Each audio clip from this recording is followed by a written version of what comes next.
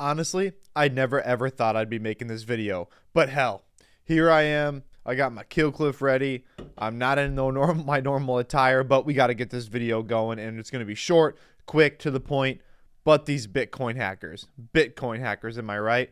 We got to talk about them. We got to go over it. We got to share it with our subscribers, and I've been asked too many questions about it, and I just want to lay it all out. 3, 2, 1, let's get into it. Ilya Lichtenstein was a tech entrepreneur, an occasional magician. I have no idea what that even means. I guess taking 4.5 billion Bitcoin is the magician part. Yeah, it's a pretty good magician, right? And then he's also an explorer, I guess. So he doesn't have too many crazy things about him, and there's not a bunch about him. He was obviously a Russian American. He got dual citizenship, so he kind of went back and forth. A little bit more flamboyant, but gets a little bit more of the hype is his wife, who is Heather Morgan. Heather Morgan was like some rapper, wrote for Forbes, did all this crazy stuff that makes no absolute sense, but that's what she did. And you can scroll through her Twitter and see her stuff through there. But if you guys want to watch them, those are the two who hacked this 4.5 billion worth of Bitcoin. Let's get some real quick facts on the case. Just over 119,000 Bitcoins were hacked in 2016 from BitFinex. At the time, it was only 60 million. So think about how much that's grown in just over 5, 6, 7 years. The next important thing you need to know is that 80% of the Bitcoin that were hacked never left the first wallet it was on. Because, surprising to popular belief, it is very, very, very hard to transfer Bitcoin after such large amounts have been hacked. They tried to do it via like a dark website, which also got shut down, which I'm not really going to get into because there's not much there. Just realized it got shut down. That's kind of where they started to get some flow of money, but it really never caught fire because all these exchanges cut the trading on that wallet. When you steal that much Bitcoin, it's almost impossible.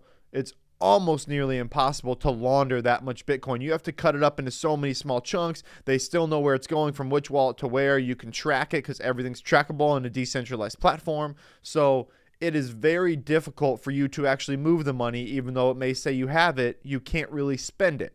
All right, so let's jump into how this happened. The first thing we need to know, especially for someone who's just getting into crypto, and I don't want this to scare them away, that's honestly kind of why I'm making this video, is you need to know a difference between a hot wallet and a cold wallet. A hot wallet or a hot storage wallet is pretty much one that's connected to the internet. It connects it takes your money off your exchange, it puts it in your hot wallet, which is on the internet, which is much easier for hackers to get into. Still difficult, but much easier because it's connected to the internet.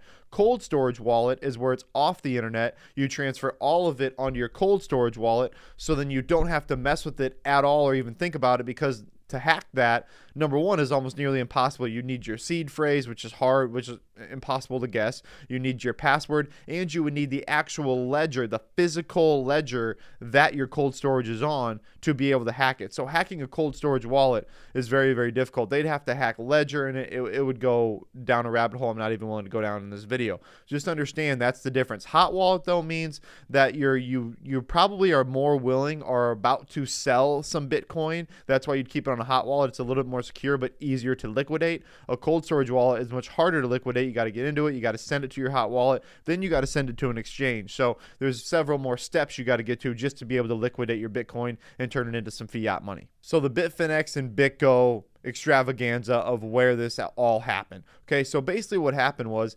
BitFinex, to store their Bitcoins, called in a wallet provider, which is called BitGo. BitGo's wallet providing probably wasn't as secure as most people thought it was back in 2016. So what happened was, during the transfer, or somewhere between BitFinex and BitGo and something on BitGo's structure and ecosystem, is where it probably got hacked. And here's the thing, we don't know the exact details on it. I'm not even going to waste time speculating on it. Just know that it was probably much more simple than we think it was. And we don't have the exact details. I think we're going to get those details here soon. And if other people were involved, could these two people just do all that? Yeah, it's possible, but that's kind of like the shots fired at the grassy knoll example, is that someone probably would have heard it. Someone would have seen the person running away. I mean, there's several things that would have to go absolutely perfectly, with thousands of people keeping their mouth shut, if 4.5 billion just leaves, in exchange, and leaves wallets around the world. So it's possible, but probably highly unlikely. It's just in this case, 2 + 2 is not equaling 4. Bitcoin was never hacked. Bitcoin has never been hacked. Bitcoin will probably never, ever, ever, ever be hacked. And I'm going to go over those reasons here in a second. But you've got to realize the exchange that you're using is very important in how they back up, their Bitcoin, how they back up all of their cryptocurrencies, because that's going to mean if they are more likely to be hacked or not. So using a good exchange, that's why people, have always preached, and even crypto, people who are giving advice or maybe not advice or whatever it may be, are telling you which exchanges to use and which are the safest and which has, the most insurance and all these policies to fix anything that may go wrong. Because if you pick the wrong exchange, you could be one of these people, hundreds of thousands of Bitcoin gone, and you could look at your wallet and be like, oh my gosh, my Bitcoin's gone. Am I going to get paid back? What if they just shut down? Whatever the case may be. So you've got to realize the exchanges also have some duty here, and they are getting much, much, much better since the 2016 days. I will say that 100%. Now I want to get into really why I'm making this video. It's simply because I've had so many people since we've got into the crypto space, kind of throwing a little bit of shade at me, whatever, because Bitcoin got hacked or whatever. Obviously, we know from just what I just said, Bitcoin didn't get hacked, so calm down.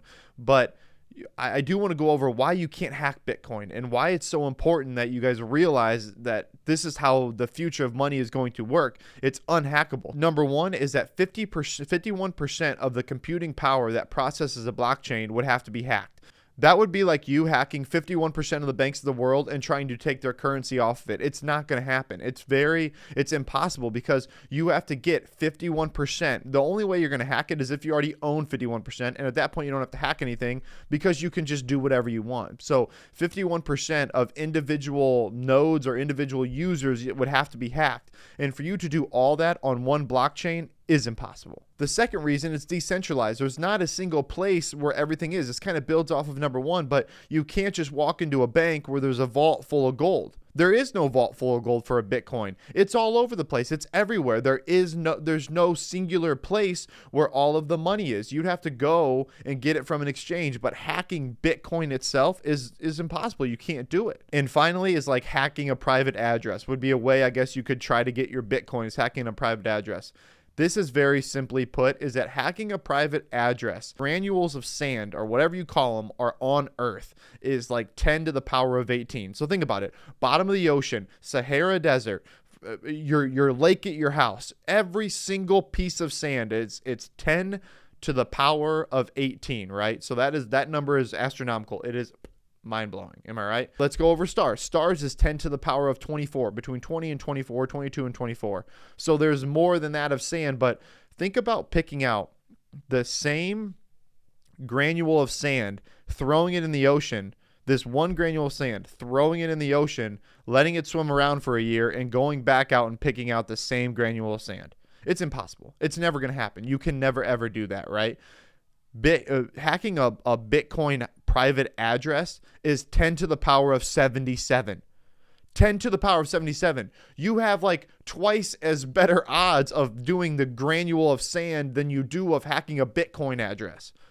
That is how difficult it would be to hack Bitcoin. It's not going to happen. So you've got to realize that your money is completely safe. Now, where you can get into trouble is if you keep all your money on the exchange at all times, if you don't set good passwords, if you forget your seed phrase, if you don't utilize cold storage and hot storage wallets, if you don't do some of these things, then yes, your potential for getting hacked is a little bit higher.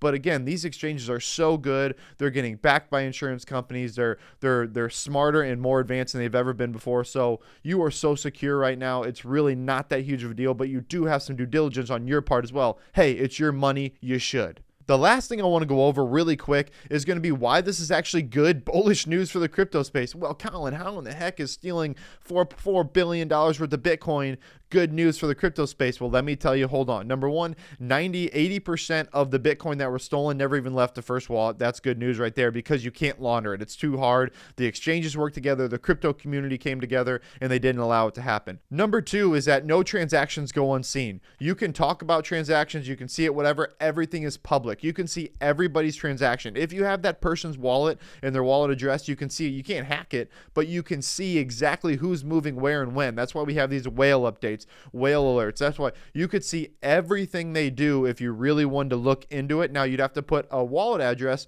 with the name or a name with the wallet address, but it is doable to be able to see that, which makes it not decentralized, but it makes it possible to be able to say, hey, this wallet, there's something funny going on. We're not going to allow this liquidity on our exchange. Boom. You're not going to be able to change it into money anyway. So good luck with that. Finally, and what I think is most important, the government ain't playing with you no more. The government ain't messing around. They know Bitcoin's here to stay. They're going to come after you, and anything that happens in the space, they're going to find out. They're going to track you down via Walmart gift cards if they have to. Am I right? I mean, that's how these two got caught, is buying little tiny chunks of gift cards and things like that on the side that really makes their life harder and more miserable anyway. So again, that is the way of the future, and that's why we're so passionate here at the Crypto Boys about crypto and it being kind of our new currency going forward.